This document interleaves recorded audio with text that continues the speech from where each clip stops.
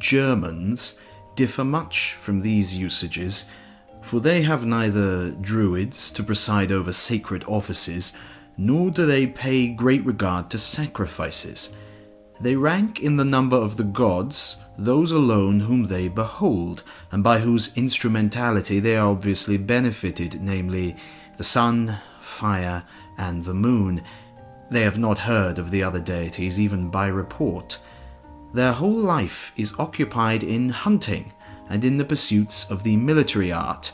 From childhood they devote themselves to fatigue and hardships. Those who have remained chaste for the longest time receive the greatest commendation amongst their people.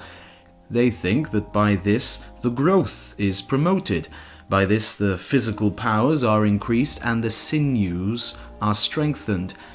And to have had knowledge of a woman before the 20th year they reckon among the most disgraceful acts, of which matter there is no concealment, because they bathe promiscuously in the rivers, and only use skins or small cloaks of deer's hides, a large portion of the body being in consequence naked. They do not pay much attention to agriculture, and a large portion of their food consists in milk, cheese, and flesh. Nor has any one a fixed quantity of land or his own individual limits, but the magistrates and the leading men each year apportion to the tribes and families who have united together as much land as, and in the place in which they think proper, and the year after compel them to remove elsewhere.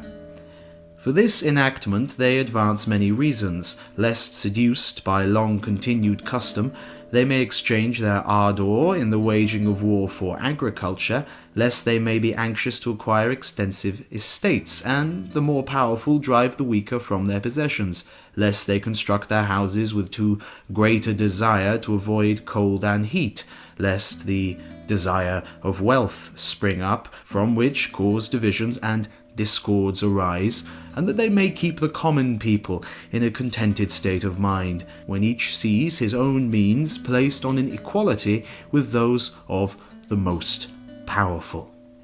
It is the greatest glory to the several states to have as wide deserts as possible around them, their frontiers having been laid waste. They consider this the real evidence of their prowess, that their neighbours shall be driven out of their lands and abandon them, and that no one dare settle near them. At the same time they think that they shall be on that account the more secure, because they have removed the apprehension of a sudden incursion. When a state either repels war waged against it, or wages it against another, magistrates are chosen to preside over that war with such authority that they have power of life and death.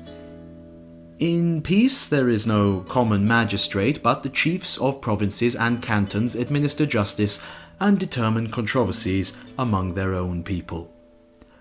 Robberies which are committed beyond the boundaries of each state bear no infamy, and they avow that these are committed for the purpose of disciplining their youth and of preventing sloth.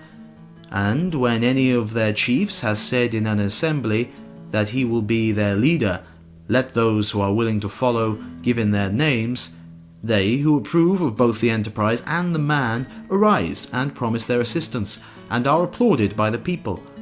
Some of them, as have not followed him, are accounted in the number of deserters and traitors, and confidence in all matters is afterward refused them. To injure guests they regard as impious. They defend from wrong those who have come to them for any purpose whatsoever, and esteem them inviolable. To them the houses of all are open, and maintenance is freely supplied.